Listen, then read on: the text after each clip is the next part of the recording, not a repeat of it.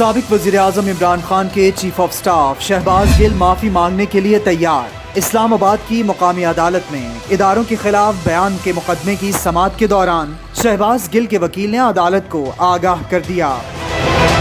दौरान समाअत शहबाज गिल के वकील ने अदालत को बताया कि बयान से कोई गलत फहमी हुई है तो शहबाज गिल माफ़ी मांगने के लिए तैयार हैं। एडिशनल सेशन जज जफर इकबाल की अदालत में इंस्पेक्टर अरशद रिकॉर्ड समेत पेश हुए।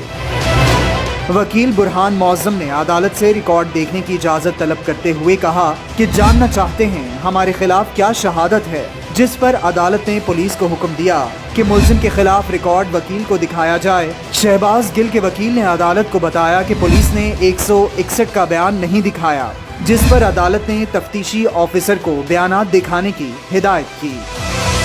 अदालत ने रश की वजह से गैर मुतल्लिका अफराद को कमरे से निकालने का हुक्म दिया, जिस पर पीटीआई रहनुमा अली नवाज अवान, सैफुल्लाह नियाजी, सदाकत अब्बासी और दीगर कमरे अदालत से बाहर चले गए। शहबाज गिल के वकील ने अदालत को दलाइल देते हुए बताया कि 8 अगस्त को गुलाम मुर्तज़ा चांडियों की मुद्दत में मुकदमा दर्ज होता है, जिसमें फोर्सेस के अफसरान पर तकसीम करने का इल्ज़ाम लगाया गया।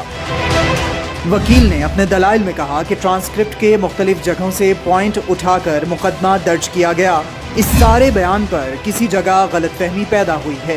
शहबाज गिल इस गलतफहमी को दूर करने पर तैयार हैं। शहबाज गिल माफ़ी मांगने पर भी तैयार हैं, लेकिन यह हक किस तरह मिला कि मुख्तलिफ पॉइंट्स उठाकर बगावत का इल्ज़ाम लगा दिया गया।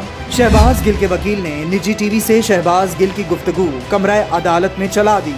वकील का कहना था कि शहबाज गिल ने यह हरगिज नहीं कहा कि ब्रिगेडियर रैंक से नीचे वाले अपने जनरल्स की बात न माने, वो पागल नहीं हैं, ऐसी बात कहने का सोच भी नहीं सकते। वकील ने कहा कि शहबाज गिल की गुफ्तगू में नवाज शरीफ और मरियम नवाज मुखातिब